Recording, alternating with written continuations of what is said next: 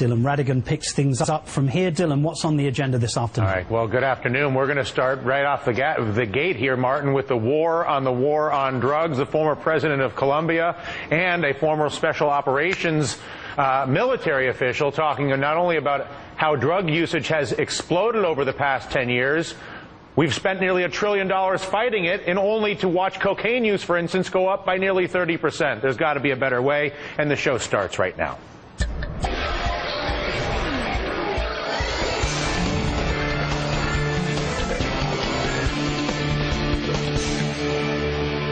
Well, our big story today, losing the war, and I'm not talking about Iraq or Afghanistan. Good afternoon to you. I am Dylan Radigan. We are talking about the decades-old war on drugs. A new report saying that the global drug war is failing. How do they measure it? By drug consumption. Worldwide marijuana consumption, up 8%. Cocaine consumption, up 27%. Opiate usage, up more than a third. All of this during the past decade. During that same period, the global war on drugs has cost upwards of $1 trillion. Now, an international panel made up of former heads of state, as well as UN and NATO leaders, is calling on the Obama White House to shift its drug policy away from criminalizing drug use and focus on the public health issue of increased drug consumption. Their proposal: ease the crackdown on nonviolent drug users, regulate the legal sale of marijuana, and address the public health. That would drastically cut America's prison overpopulation. We incarcerate 3.5 times any developed nation. 60% of our offenders are in fact nonviolent, and to that end, we are also in a war that has killed just 40,000, not just, killed 40,000 people just south of the border in Mexico.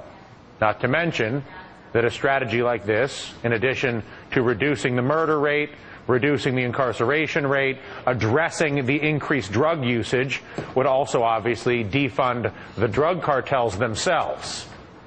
Meanwhile, our president and Obama's drug czar not giving the plan much as a second glance, insisting that making drugs legally available or any creative thinking on the increased consumption of marijuana, cocaine, and opiates in the face of $1 trillion spent. Why would you need to reconsider that? Joining us in the conversation, former president of Colombia, Cesar Gaviria. He is a member of the Global Commission on Drug Policy, calling for this war to be declared on the war on drugs. And Lieutenant Colonel Anthony Schaefer, who conducted counter-drug ops during the drug wars in the 1990s. He is now a senior fellow at the Center for Advanced Studies. And, Mr. President, give me a sense of how on earth it is you can spend $1 trillion fighting a problem only to see the problem that you're fighting get bigger. Yes, I think prohibitionism, it's a wrong policy. Prohibitionism means not only fighting drug cartels and putting them in jail, the people that belong to them, but also putting in jail consumers. We think that is not a right policy to put in place. I think this country is spending, as you say, $1 trillion, but it's spending $40 billion a year in this effort, and most of the money, almost 90% of the money, is going to the police, is going to the judicial system, is going to the prisons. And they are not spending, this country is not spending enough in prevention, treatment, and education. So give me, in brief, what would your alternative be? Well, one of the problems is here people say there are no alternative to the policy of the probably the only alternative they are offered is legalization. But that is a wrong approach. For many years, the Europeans, most European countries, have started to deal with this problem in a different way, not putting people in jail, giving them access to the health system, trying to get people out of the criminals, and has been quite successful. The reduction. By what measure? Oh, very significantly. In some countries, the most recent experience is Portugal, and it's a very good experience. Consumption didn't increase significantly.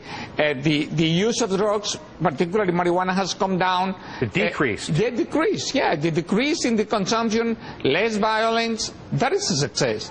And it's not true that just because drugs are available that people will get mad using them.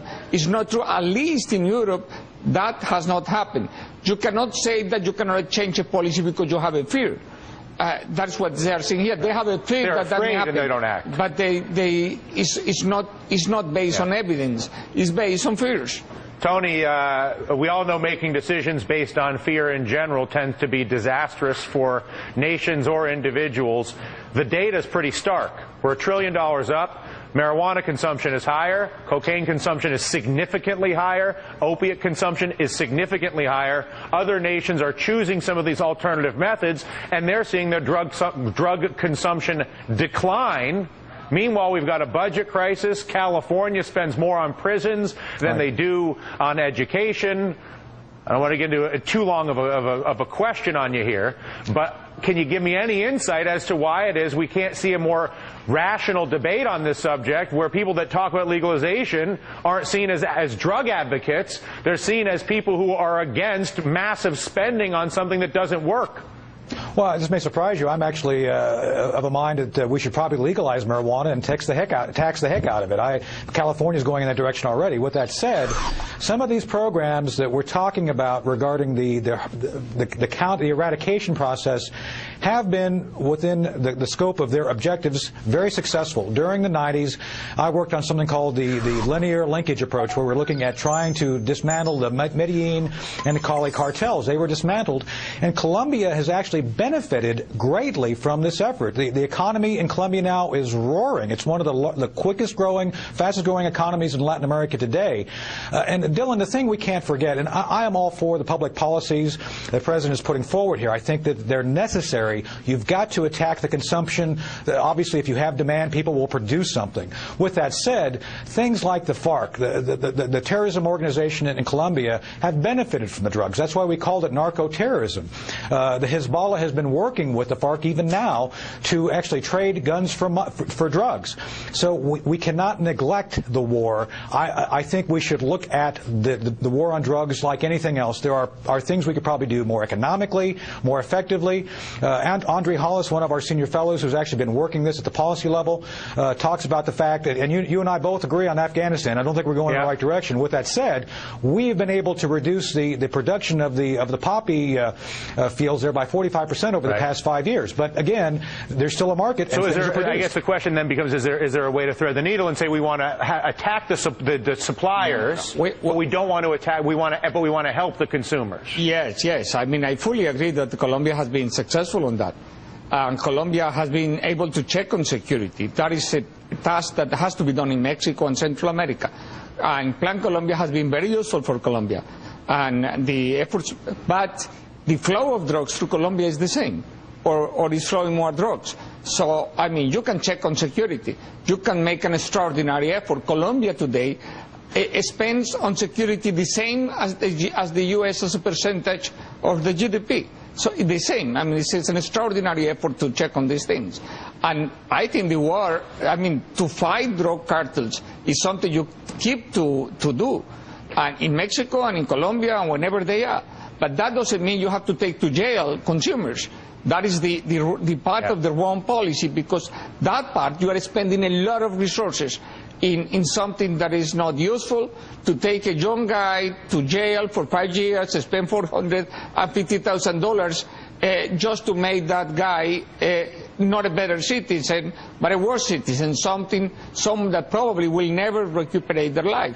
And probably he was not a threat to society, probably he was able to have a good job, probably. So it's much better to have a health system dealing with that. Instead of spending a bunch of money to make sicker, less viable, less able to contribute citizens. I want to give both of you a chance to listen to Professor Michelle Alexander, who has this book out, The New Jim Crow Laws, talks about a lot about this. Take a listen to her comments in her podcast earlier this week. much of the violence that's going on in Mexico and in the United States associated with the drug trade of marijuana, that would end if marijuana was legalized. You know, people think of drugs as causing violence, but in fact it's drug prohibition that causes violence, just as the enormous amount of mob and gang-related activity surrounding alcohol prohibition evaporated when alcohol was made legal. Tony, is this as simple as the politics? The politicians don't want to appear to be endorsing drugs. They would much rather allow drug usage to explode higher, not treat the consumption problem, but appear to be a badass because they spend a lot of money on it. Well, I think, and that's lunacy when you think about it. I mean, the bottom line here is follow the money. Just like Al Capone and Prohibition, criminal elements, and in our case today in the 21st century, terrorism elements gravitate to this sort of thing relating to the fact that it's a money-making proposition for them. So this is why you're seeing in Mexico these huge battles which are spilling over into our borders. We've got to look realistically at the fact that the market for this is huge. That's why you have these illegal narco-terrorism organizations working as hard as they do to produce and move the product into the United States. And I do agree we need to look at how do you stop that. You stop that by reducing the demand. And I think in many ways the more realistic approach is looking at how do we reduce demand. Legalization is one of that, a part of that. Yes, I fully agree with what he says. I think the real solution to the problem is reduction of consumption in the U.S. But there is an additional thing.